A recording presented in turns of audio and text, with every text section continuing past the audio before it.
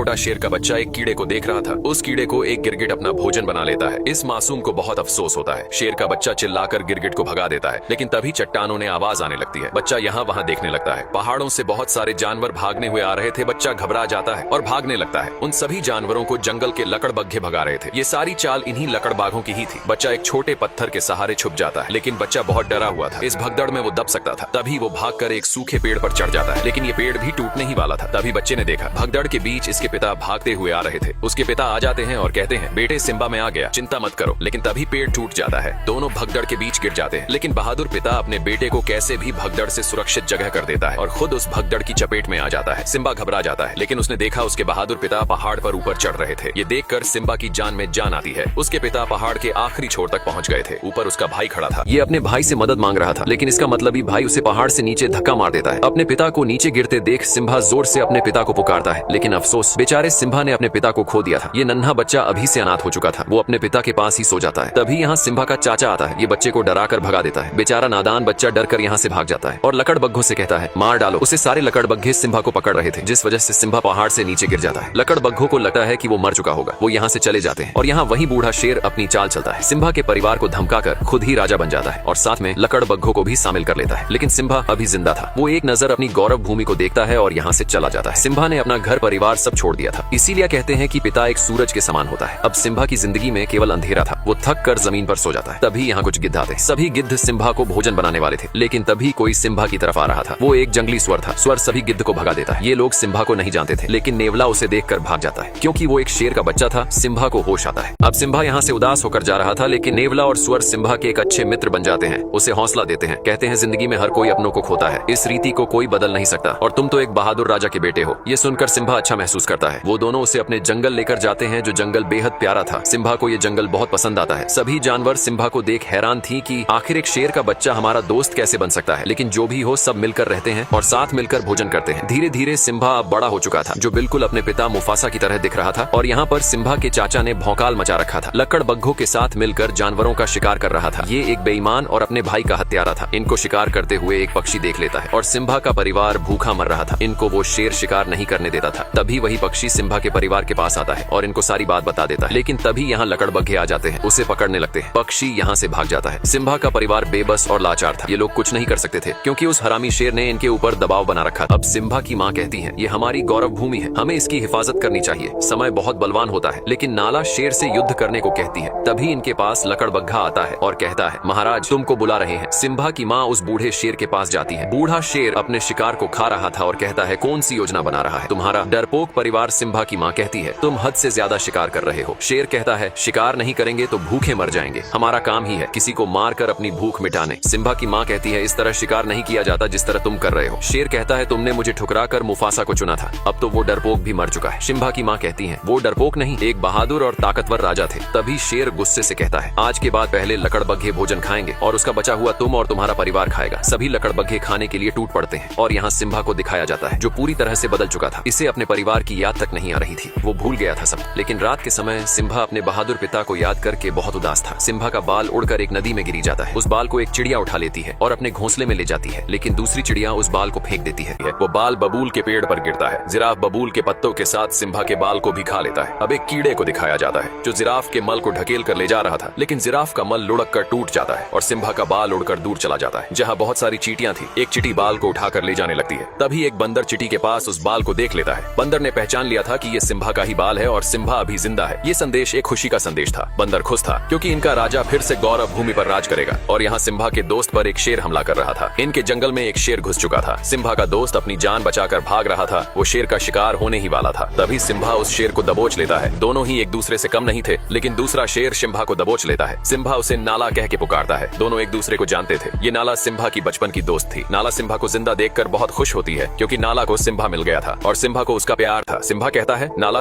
इस जंगल में तुम्हें बहुत अच्छा लगेगा, यहाँ सुकून है। नाला कहती है, सिम्बा तुम्हें अपने घर चलना होगा। उस बूढ़े शेर ने हमारी गौरव भूमि बर्बाद कर दी है। तुम हमारे राजा हो, सब तुम्हें देखकर बहुत खुश होंगे। सिम्बा कहता है, मुझे कहीं नहीं जाना, मेरा यही घर है, तुम भी यही रुक जाओ, इस जगह तुम्हें बहुत अच्छा लगेगा। सिम्बा नाला को पूरा सुंदर जंगल घुमाता है। दोनों बहुत मस्ती करते हैं। ये जगह नाला को बहुत पसंद आती है, क्योंकि इस जंगल में सचमुच सुकून था। दोनों इस पल को जी भर के जीते हैं। तभी नाला कहती है, सिम्बा अगर तुम जिंदा थे तो तुम घर क्यों नहीं आए? उस बूढ़े शेर ने पूरी गौरव भूमि तबाह कर दी है। हमें कई दिन दिन भूखे भी सोना पड़ता है। लेकिन सिम्बा कहता है मुझे इससे कोई मतलब नहीं है, अब यही मेरा घर है, मैं इसे छोड़कर नहीं जा सकता। सिम्बा बहुत बदल चुका था, वो भूल चुका था अपने लोगों को। नाला कहती है कैसे शेर हो तुम, तुम्हारे पिता और तुम में जमीन आसमान का फर्क है, तुम एक कायर हो, डरपोक हो। इतना बोलकर नाला यहाँ से चली जाती है। अब सिम्बा रात के समय जंगल में उदास घूम रहा था, तभी वही बंदर सिम्बा के पास आता है और कहता है सिम्बा पहचानो खुद को कि तुम कौन हो। सिम्बा बंदर की बात को अनसुना करके जाने लगता है। तभी बंदर कहता है मैंने मुफासा के बेटे को गोद में खिलाया है। इतना सुनते सिम्बा रुक जाता है और कहता है तुम मेरे पिता को कैसे जानते हो। बंदर कहता है तुम्हारे बहादुर पिता को कौन नहीं जानता, मैं तुम्हें तुम्हारे पिता से मिलवा सकता हूँ। सिम्बा बंदर के पीछे पीछे भाग रहा था। सिम्बा को लग रहा था कि उसके पिता जिंदा है, लेकिन बंदर सिम्बा को एक नदी के पास लाता है और कहता है देखो अपने पिता को। सिम्बा पानी में अपने चेहरे में पिता का चेहरा देखता है। बंदर कहता है तुम्हारे पिता तुम्हारे अंदर है। तभी सिम्बा को आसमान से आवाज आती है, वो इसके पिता थे। वो कहते हैं बेटा सिम्बा तुम एक शेर हो और शुरू से ही शेर जंगल का राजा रहा है। इतनी बातें सुनने के बाद सिम्बा में अपने पिता की ताकत और वो जोश महसूस हो रहा था और निकल पड़ता है अपनी उस पावन धरती की तरफ जिसने वर्षों पहले छोड़ दिया था। सिम्बा एक गहरी दहाड़ लगाता है, ये ऐलान करने के लिए कि अपने जंगल की रक्षा के लिए सिम्बा तैयार है। ये था सिम्बा का जुनून। सिम्बा के दोस्त उसे जाते हुए देख रहे थे। सिम्बा वर्षों बाद अपनी पावन धरती की तरफ जा रहा था, जिसके अंदर साहस और बल दोनों था। सिम्बा नाला के पास पहुंच गया था। दोनों निकल पड़ते हैं अपने घर की तरफ। भले ही इस कहानी में सिम्बा का पिता मुफासा नहीं था, लेकिन मुफासा का बेटा सिम्बा था, जो एक नई उम्मीद था। दोनों अपनी गौरव भूमि पहुंच जाते हैं, लेकिन सिम्बा अपनी गौरव भूमि को देखकर बिल्कुल भी खुश नहीं था। उसकी भूमि पूरी तरह से बंजर हो चुकी थी, बहुत सारे जानवर मारे गए थे। नाला कहती है सिम्बा अब क्या करोगे। सिम्बा कहता है अपनी भूमि की रक्षा करूंगा, जो जिम्मेदारी मुझे मेरे पिता ने दी है। नाला कहती है मैं भी इस लड़ाई में तुम्हारे साथ हूँ। तभी वही पक्षी सिम्बा के पास आता है, जो ये भी सिम्बा के परिवार का हिस्सा था। ये सिम्बा का तहे दिल से स्वागत करता है और कहता है महाराज वो दिन फिर से लौट आए हैं और सिम्बा के दोस्त भी इस लड़ाई में साथ खड़े रहने वाले थे। सिम्बा उनको वापस अपने जंगल लौटने को बोलता है, लेकिन वो दोनों कहते हैं हम जब तक जिंदा है तब तक तुम्हारे साथ रहेंगे। इस युद्ध में सब सिम्बा के साथ खड़े थे। सिम्बा सभी को अपने साथ लेकर जाता है। आगे कुछ लकड़बग्घे भोजन कर रहे थे। सिम्बा लकड़बग्घों का ध्यान भटकाने के लिए अपने दोस्तों से कहता है। नेवला और सुअर उनका ध्यान भटका रहे थे। सभी लकड़बग्घे उन दोनों को पकड़ने लगते हैं। सिम्बा नाला के साथ दूसरे रास्ते निकल पड़ता है। वही बंदर सब कुछ देख रहा था। वो समय आ गया था। बंदर अपना हथियार निकालता है, जिसने वर्षों पहले मुफासा के मरने के बाद हथियार को छोड़ दिया था। बंदर भी इस लड़ाई में सिम्बा के साथ था और यहाँ बूढ़ा शेर सिम्बा की माँ को अपनी रानी बनाने की जिद कर रहा था और कहता है इस पूरे जंगल में मुझसे ज्यादा ताकतवर कोई जानवर नहीं है। सिम्बा की माँ कहती है ताकतवर राजा वही होता है जिसमें प्रजा की और अपने राज्य की फिक्र होती है। ये कहता है मैं मुफासा से ज्यादा ताकतवर हूँ। सिम्बा की माँ कहती है तुम मुफासा के आगे एक भीगी बिल्ली हो। तभी वो शेर गुस्से से सिम्बा की माँ पर हमला करने लगता है। इस शेर की नीयत खराब थी। जिसकी नीयत ही खराब हो वो अपनी प्रजा की रक्षा कभी नहीं कर सकता है। तभी दहाड़ता हुआ सिम्बा यहाँ आता है। बूढ़ा शेर देखकर डर गया था। इसे लग रहा था कि वो मुफासा है। तभी सिम्बा कहता है दूर रहो मेरी माँ से। सिम्बा की माँ वर्षों बाद सिम्बा को देखकर बहुत खुश होती है।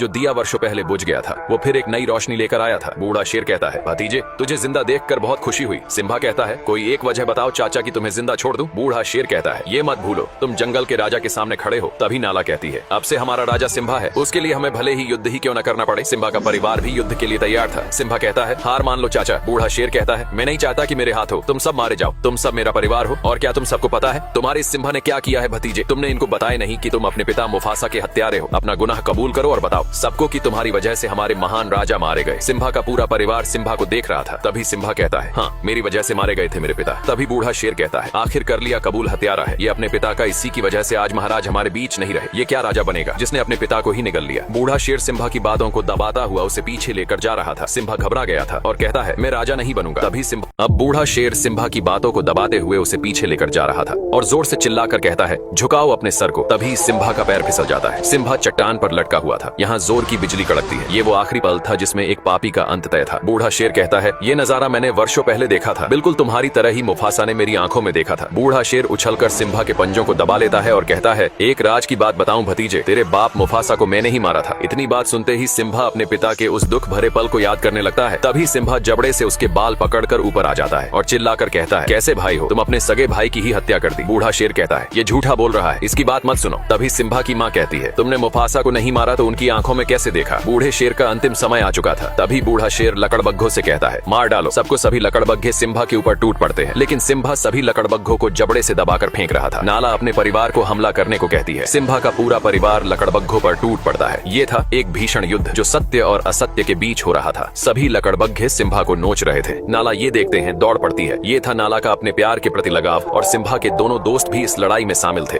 इनको लकड़बग्घे चारों तरफ से घेर लेते हैं। जंगली स्वर हमेशा से लकड़बग्घों से डरता रहा है, लेकिन आज स्वर ने कमाल कर दिया था। स्वर दौड़ा दौड़ा कर सभी लकड़बग्घों मार रहा था। अब नाला का सामना लकड़बग्घों की सरदार से होता है। दोनों एक दूसरे के सामने थे, लेकिन नाला अब बड़ी हो चुकी थी। वो लकड़बग्घों की सरदार से भीड़ जाती है और वो बूढ़ा बंदर भी उस हथियार को मैदान में लेकर उतर जाता है। सभी लकड़बग्घों की नानी याद दिला रहा था। सिम्बा का परिवार और उसके दोस्त अपनी गौरव भूमि की रक्षा के लिए लड़ रहे थे। नाला भी लकड़बग्घों की सरदार को मार गिराती है। शुरू से ही सत्य की हमेशा जीत होती आई है। आज भी सत्य की ही जीत होने वाली थी। बूढ़े शेर का अंतिम समय आ चुका था, भर चुका था। इसके पाप का घड़ा सभी लकड़बग्घे मैदान छोड़कर भाग रहे थे। सिम्बा ने देखा बूढ़ा शेर भी यहाँ से भाग रहा था। सिम्बा अपने चाचा का पीछा करता है। बूढ़ा शेर चाह के भी खुद को बचा नहीं सकता था। उसके आगे खाई थी और पीछे सिम्बा खड़ा था। सिम्बा कहता है, अब कहा भाग कर जाओगे चाचा? बूढ़ा शेर कहता है, सिम्बा मुझे माफ कर दो। सिम्बा कहता है, इतनी बड़ी गलती के बाद तुम्हें कौन माफ करेगा? बूढ़ा शेर कहता है, सिम्बा तुम अपने सगे चाचा को मारोगे। सिम्बा कहता है, चाचा मैं तुम्हारी तरह बिल्कुल भी नहीं हूँ। बूढ़ा शेर ये सुनकर बहुत खुश होता है और कहता है, बताइए महाराज मुझे क्या करना होगा? सिम्बा कहता है, भाग जाओ, इस पवित्र धरती से दोबारा फिर कभी लौटा कर मत आना। बूढ़ा शेर यहाँ से जाने लगता है और तभी धोखे से सिम्बा पर हमला कर देता है। एक पापी को कितने भी नेकी के रास्ते ही क्यों ना दिखाए जाए, वो फिर भी पाप के रास्ते पर ही चलता है। बूढ़ा शेर चट्टान ने नीचे गिर जाता है। सिम्बा को भी अपने चाचा के मरने का दुख था, लेकिन बूढ़ा शेर अभी जिंदा था। शायद इसकी मौत सिम्बा के हाथों नहीं बल्कि लकड़बग्घों के हाथों लिखी थी। बूढ़े शेर को सभी लकड़बग्घे घेर लेते हैं। बूढ़ा शेर कहता है, मेरे साथियों हम फिर से एक नया साम्राज्य खड़ा करेंगे। लकड़बग्घे कहते हैं, तू एक बिन पैनी का लौटा है, हमने तेरा हमेशा साथ दिया और तूने हमें ही गलत ठहराया। बूढ़ा शेर कहता है, मैंने सिम्बा से झूठ बोला था। तभी एक लकड़बग्घा कहता है, स्कार तूने अपना जिंदगी में कभी सच बोला ही नहीं। लकड़बग्घों की आंखें खुल चुकी थीं। सभी लकड़बग्घे बूढ़े शेर पर टूट पड़ते हैं। ये था एक बुराई का अंत। इस लड़ाई में फिर से अच्छाई की ही जीत हुई थी। अब सिम्बा अपने परिवार से मिलता है। सिम्बा का परिवार फिर से एक जीती जागती जिंदगी जीने वाला था। सिम्बा उस बंदर से भी मिलता है जिसने सिम्बा को हौसला दिया, उसे उसकी पहचान बताई। आखिर एक सच्चा राजा वही होता है जिसमें अपने प्रजा और गौरव भूमि की फिक्र हो। ये सब सिम्बा के अंदर था। वो एक वीर सम्राट था, एक वीर योद्धा था और इस गौरव भूमि का एक राजा भी था। सिम्बा के राजा बनने से सभी जानवर बहुत खुश थे। जिस जिंदगी को डर कर जिया करते थे, अब उस जिंदगी को खुलकर जीने का समय आ गया था। सिम्बा और नाला के प्यार से एक प्यारा बच्चा हुआ। सिम्बा के बाद इस गौरव भूमि की रक्षा करने वाला सम्राट। ये स्टोरी यहीं पर समाप्त होती है। फिर से लौटेंगे ऐसी ही एक मुफासा की बचपन की स्टोरी लेकर।